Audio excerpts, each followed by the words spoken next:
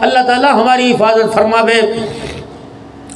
اور محترم دوستوں بزرگوں، ہر وقت اللہ کی طرف متوجہ ہونا۔ آؤ اللہ کا ایک پیغام نبی کے ذریعہ آپ کو مجھے ملا، کون سا؟ وَأْمُرْ أَهْلَكَ بِالصَّلَاةِ وَاسْتَبِرْ عَلَيْهَا لَا نَسْأَلُكَ رِزْقًا۔ میرا محبوب اپنے کلمہ پڑھنے والوں سے کہہ دو، اپنے بالغ کو، اپنے بچوں کو، اپنی بہن بھائیوں کو نماز کو حکم کریں۔ لا نسألک رزقا، روٹی کی پریشانی کوئی نہیں، روٹی کا فکر نہ کرنا۔ نحن نرزقک، روٹی میں دوں گا۔ والعاقبۃ للتقوی، یہ پیغام میرے عزیز ہر ایک تک پہنچا دو۔ او لوگو سجدے کرو، اللہ کے آگے جھکو، نماز پڑھو۔ رزق کا وعدہ اللہ نے کر رکھا ہے۔ اب کتنے نامراد ہیں، کتنے بے وقوف ہیں، جس چیز کا وعدہ اللہ نے کیا اس کے لیے دھکے کھا رہے ہیں، اور جس چیز کا وعدہ اللہ نے کوئی نہیں کیا میرے عزیزو اس کا بھروسہ پیچھے والوں پہ چھوڑ کے جا رہے ہیں۔ کیا تیرے میرے اختیار ہیں؟ آخری بات کر کے جا رہا ہوں، کیا تیرے میرے اختیار ہیں؟ مجھے کوئی یہاں کام پڑتا ہے، میں بھائی شاکر کو فون کرتا ہوں، شاکر یہ کام ہے، اچھا میں دیکھتا ہوں محکمے میں کون ہے، فون کرتا ہوں۔ تمہاری الیکس اسلام آباد تک چلتی ہے، کراچی کے اسمبلی ہال تک چلتی ہے، ہاں اتنی الیکس ہے۔ قتل کے مجرم کو فون پہ چھڑا لیتے ہو، مارکیٹ کے اندر جا کر دکان خالی کرا دیتے ہو، یوں کر کے سلام کرو، تمہارے سلام کے اوپر 2-2 لاکھ کا ادھار دے دیتے ہیں۔ بینک کے اندر تمہارا چیک جائے، کوٹ میں پیسے نہ ہو، تمہارے چیک کو دیکھ کر بینک والوں کو حیا ہوتا ہے۔ اتنا سرور و سوکھ تمہارے پاس ہے، لیکن پھر بھی میرے عزیز ایک گندے پانی کی بوند آپ اور میں ہیں۔ معذرت کے ساتھ میرے سمیت کتنے سارے بیٹھے ہیں جو اپنی ماں کو، اپنے باپ کو، اپنے لاڈلے بیٹے کو، ایک جوان پتر ہیرو تھا جس نے باپ کی زبان سے جس کے جنازے نے کہلوا دیا کہ بیٹے تو نے میری کمر کو توڑ کے ہی رکھ دیا ہے۔ اختیار ہے نا، تھانے سے چھڑا سکتے ہو، جاؤ سارا وسیب لے جاؤ، سارے نواب شاہ والوں کو لے جاؤ، جس بیٹے کو اپنے ہاتھوں سے قبر میں اتار کے اس بیٹے کو واپس تو لا کے دکھاؤ، پیسہ لے جاؤ، دولت لے جاؤ، شہرت لے جاؤ۔ جب اندھیرے کوٹھڑے سے بیٹا نہیں لا سکتے تو میرے عزیزو جب سورج سوا نیزے پہ ہوگا تو خدا کے دربار میں جان کیسے چھڑاؤ گے؟ پکڑ ہوگی، جکڑ ہوگی۔ آج کسی کے پاس بھائی شاکر میرے عزیزو وسیم کسی کے پاس ٹائم ہی کوئی نہیں۔ بیوی تھپ تھپ روٹیاں پکا رہی ہے، شوہر نے اٹھا بیسن کے اوپر یوں کلی کی، منہ میں پان ڈالا، چابی پکڑی، یوں موٹر سائیکل مارا، وہ کہہ رہی روٹی پک گئی، ناشتہ کر جاؤ، روٹی ٹھہر جا، آ رہا ہوں۔ اماں نے آواز دی، میری تو سن جا، آ رہا ہوں۔ باپ دروازے تک آیا، میری تو سن، آ رہا ہوں۔ چھوٹے بچے آدھا یونیفارم پہن کے باہر، بابا لو 100 روپے، آ رہا ہوں۔ کہاں جا رہا ہے یہ جنگلی آوارہ بھیڑیے کی طرف بھاگا جا رہا ہے، نہ کپڑوں کی نہ چہرے کی، بغیر منہ دھوئے جا رہا ہے، بغیر بیوی کو رات کو ملا، بغیر پاک ہوئے جا رہا ہے۔ دنیا کی دوڑنے سے تھکا دیا۔ دوست کہہ رہے یار کتنے دن ہو گئے، پتہ نہیں کہاں شہر سے باہر گیا تھا، آ رہا ہوں۔ نہ دوستوں سے، نہ ماں سے، نہ باپ سے، نہ بھائی سے کوئی نہ روکا۔ اللہ نے کہا میں اسے روکوں گا۔ اللہ اسے کیسے روکے گا؟ اللہ نے فرمایا اسرائیل ذرا جانا، اس کے پیروں میں بیڑیاں ڈالنا۔ ہائے، دکان کے تالے کی چابی لگ رہی تھی، اسرائیل آ کے کھڑا ہو گیا۔ چیک بک پہ سائن ہو رہے تھے، اسرائیل آ کے کھڑا ہو گیا۔ بیٹی کا جہیز لے رہا تھا، اسرائیل علیہ السلام آ کے کھڑے ہو گئے۔ بیٹے کے لال، بیٹی کا لال جوڑا پسند کر رہا تھا، کھڑے ہو گئے۔ دنیا کی دوڑ میں بھاگ رہا تھا، اسرائیل آ کے کھڑے ہو گئے۔ اسرائیل نے موت کا ایسا رسہ پیر میں ڈالا اور اس عید قربان کی جانور کی طرح جکڑ کے ڈالا میرے عزیزو، جس نے ہاتھ پیر مارے لیکن بیکار گئے۔ ہائے پھر میرے دوستو بزرگو، نہ اسپتال کام آیا، نہ پیسہ کام آیا، نہ مال کام آیا۔ بھائی وسیم اس سے بڑی بدنصیبی کیا نکلی؟ سن، جنازہ پڑا ہوا ہے، یار میت کب اٹھاؤ گے، مٹی کب کر دو گے؟ پنجاب سے مہمان آ رہے ہیں، موٹر پہ بند ہے، دھند پڑی ہے، فلانی جگہ آ رہے ہیں۔ آئے مہمانوں کا بیٹی کے بیٹا باہر سے آئے، انتظار کیا، کتنا بد نصیب نکلا، بیٹی کے آنے کا انتظار کیا، حلال کا کفن پہنانے کا انتظار ہی کوئی نہیں کیا۔ مکان جن کے نام کر گیا، دکان جن کے نام کر گیا، نواب شاہ کی کروڑ روپے کی دکان نام کر گیا۔ یہ سارے بچے منڈی گیر کے نیچے بیٹھے ہیں، ان کی جیبوں کی باریکیوں میں 5-5 ہزار کے نوٹ چمک نظر آ رہے ہیں۔ ان کے وائلٹ کے اندر ATM نظر آ رہے ہیں، ان کی انگلیوں کے اندر گاڑیوں کے چھلے گھوم رہے ہیں۔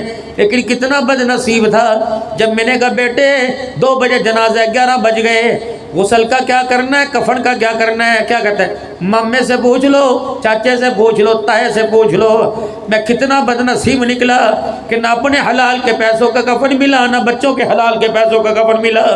جب میت کو یوں کر کے کپڑے میں لپیٹا، چادر مسجد سے آئی تھی جس پہ 6 کلمے لکھے ہوئے تھے، جس پہ ایمان مجمل ایمان مفصل لکھا ہوا تھا، جس پہ آیت الکرسی 4 سورتیں لکھی ہوئی تھی، اس چادر کے اندر لپیٹ کر مجھ کو عنبر کی دھونی دے کر جب قبر کے حوالے کیا، فرشتوں نے کہا بغیر تو تمہیں شرم نہیں آتی، اب تو دھوکہ نہ دو، اب تو دھوکہ نہ دو۔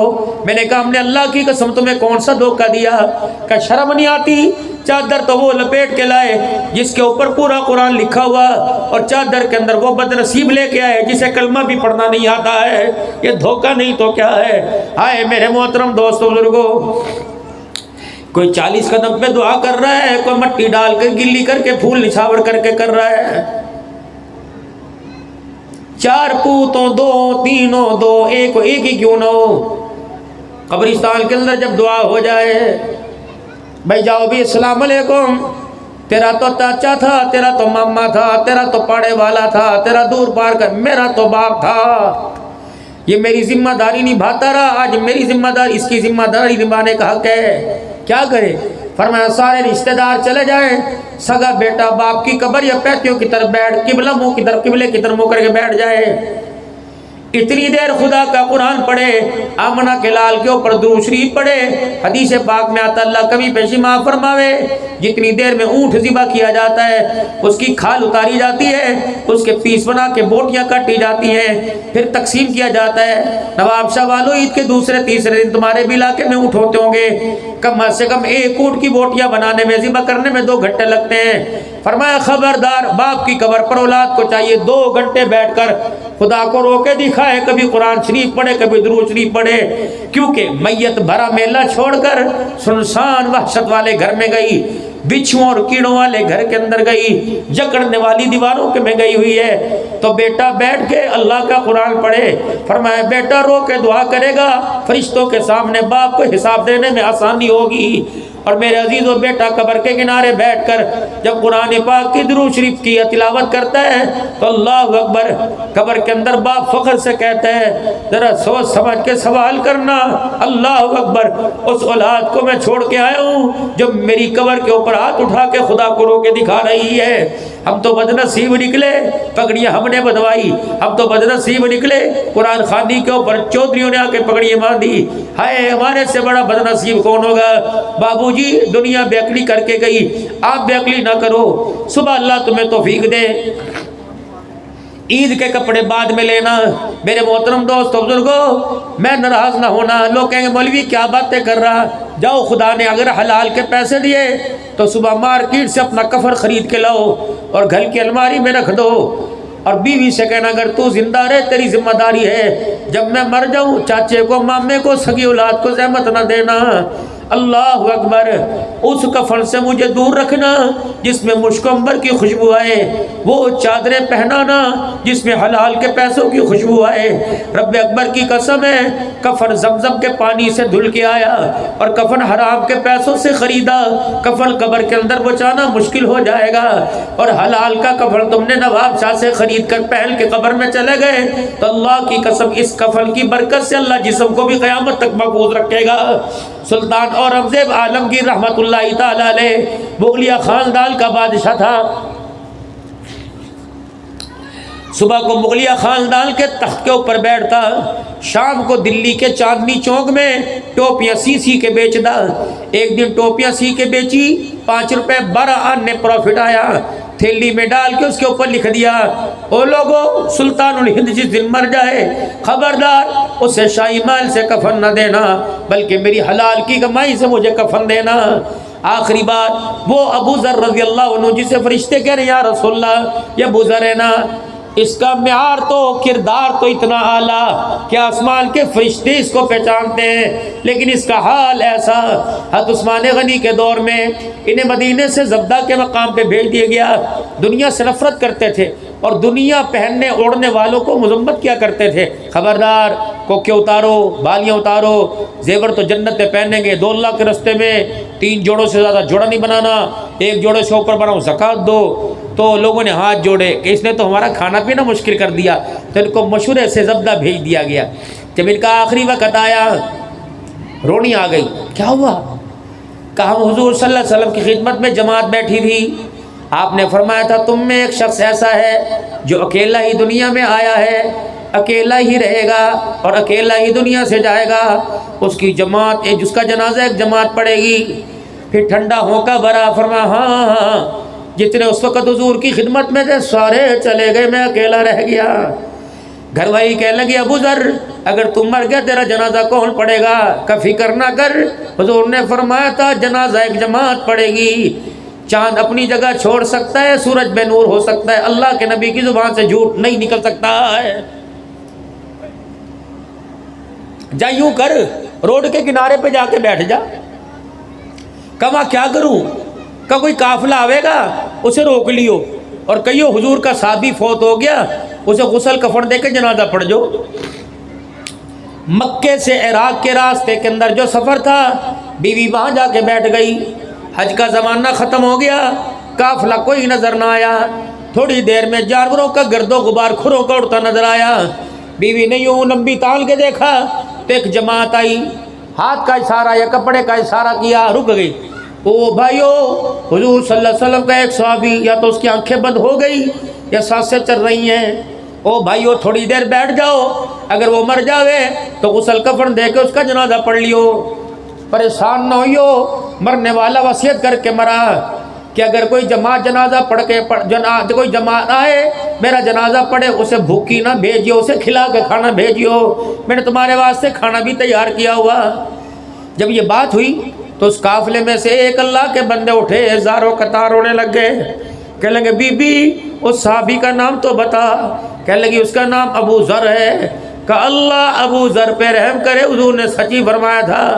کہنے لگی تے اسے جانے؟ کہا ہاں میرا نام عبداللہ بن مسعود ہے، میں وہ عبداللہ بن مسعود ہوں جو بدر کے میدان میں ابو جہل کی گردن جس نے کاٹی تھی، میں وہ عبداللہ بن مسعود ہوں جس نے حرم میں قرآن سنایا، ابو جہل نے پہلا تھپڑ میرے کان پہ مار کے کان کا پردہ پھاڑ دیا تھا۔ کہاں ہے میرا بھائی؟ جب خیمے میں آئے، ابو ذر غفاری کو دیکھا، آخری سانسیں چل رہی تھی، دونوں رونے لگ گئے اور یار کی باتیں کرنے لگ گئے۔ حضور کے تذکرے سن کے یہ روئے، سنا کے وہ رونے لگ گئے۔ جب سانسیں اکھڑنے لگی، یوں نہیں کہا بیوہ کا خیال کریو، عثمان سے کہنا اس کا چولہا پانی بند نہ ہونے دیو۔ کیا کرے؟ اے عبداللہ بن مسعود کا جی ساری زندگی فقر و فاقہ میں گزاری، کہاں اے عبداللہ میں تیرے سے ایک بات کروں، ناراض تو نہیں ہوگا؟ کہا نہیں، تیرے پاس کوئی فالتو چادر ہے؟ عبداللہ بن مسعود کہنے لگے میرے کان کھڑے ہو گئے۔ میں کہا کیا کہہ رہا؟ کہ تیرے پاس کوئی فالتو چادر ہے؟ کہ کیا کرے گا؟ کہ عبداللہ جب میں مر جاؤں اگر تیرے پاس فالتو چادر ہے تو مجھے کفن کے طور پہ دے دینا، میرے پاس کفن کا کپڑا بھی کوئی نہیں۔ پہچان فرشتوں میں ہو رہی، حال کفن کا کپڑا کوئی نہیں۔ پھر آنکھیں کھولی، عبداللہ اگر تیرے پاس نہیں ہے تو پرواہ نہیں، کسی اور سے لے دیو، ہاں اس سے نہ لے کے دیو جس نے حکومت کی نوکری کی ہو، اس سے نہ لے کے دیو جس نے بیت المال سے کھایا ہو، میں اللہ کے دربار میں اس حالت میں نہیں جانا چاہتا۔